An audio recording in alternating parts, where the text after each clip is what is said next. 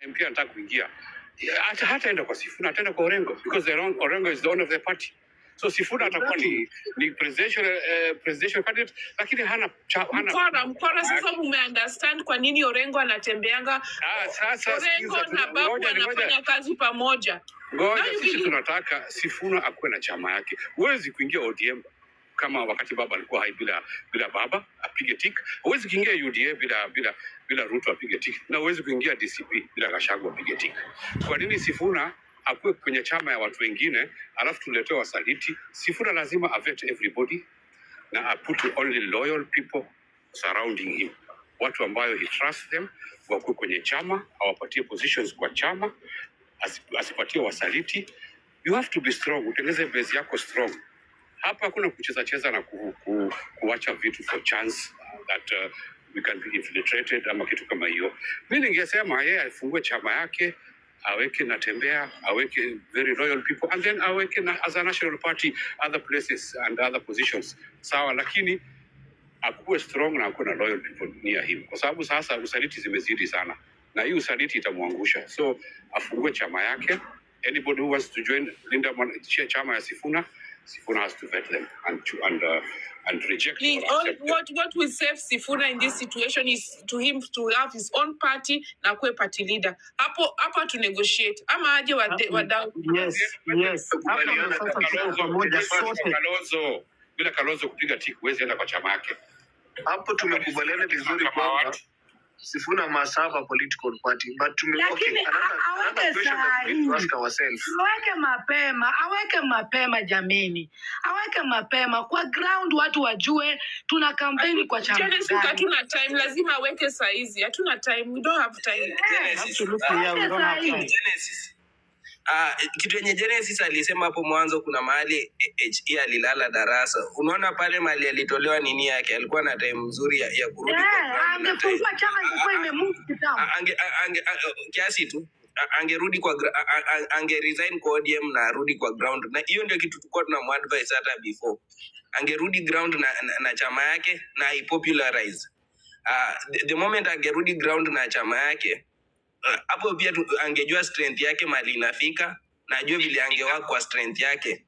Alafu pia kutokea hapo timu angejua sasa vile kutokea hapo, unajua angekuja na chama yake, angevai na chama yake direct.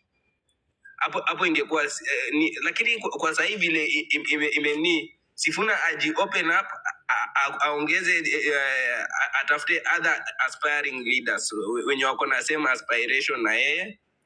Angalia what he can do, kwa sababu hawezi sema ati amekuwa locked up kwa mind yake ati lazima afanye sijui na nani wale wenye unataja. Bado kitu fani ni kwa politics anaweza chukua mtu mwingine na bado make sense kwa politics, kwa game of politics. Wale watu wenye mnaona hapo, it is just a illusional mind that imekuwa planted to people that you think these people are so big that if we move away from them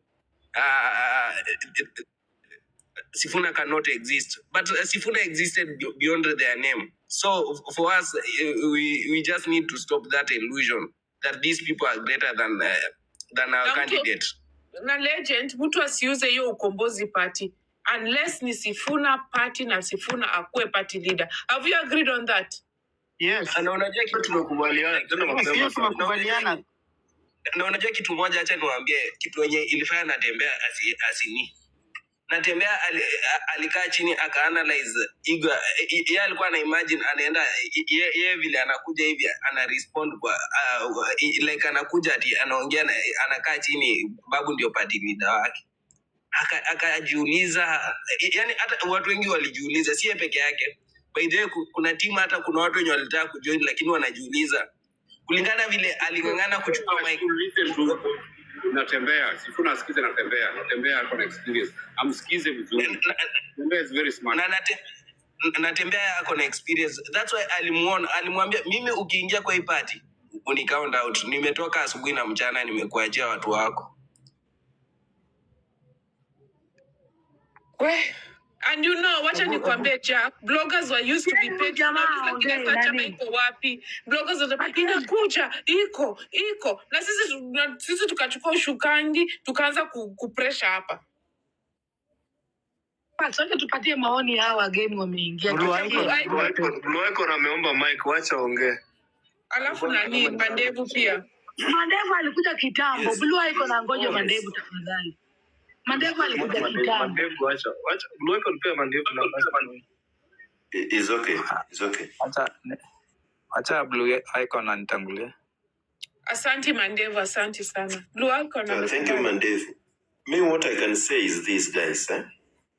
I think you've spoken my mind, most of you. I'm of that opinion of what you've said. That's what should be done. But I'm speaking, if I can take you back kidogo, Sifuna, for him, I think is now misbehaving. He's now behaving as if he's a cotton farmer. Let him reason as a lawyer.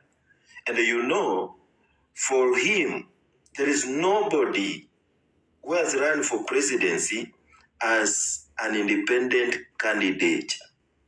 It has never happened.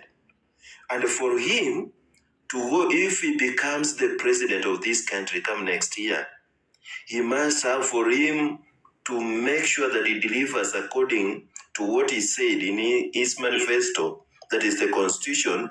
He must have a good number of members of parliament. And the members of parliament, for them to be elected, according to the rule of law, they must be attached to a mother political party. Now, if he goes and uses somebody's political party, it means that most of those members of parliament will be elected using, for example, let's say the DCP party. The owner of the political party will have a say on how this country is going to be managed, and will do it wrongly, and will not achieve what we are promising Kenyans. So for that regard,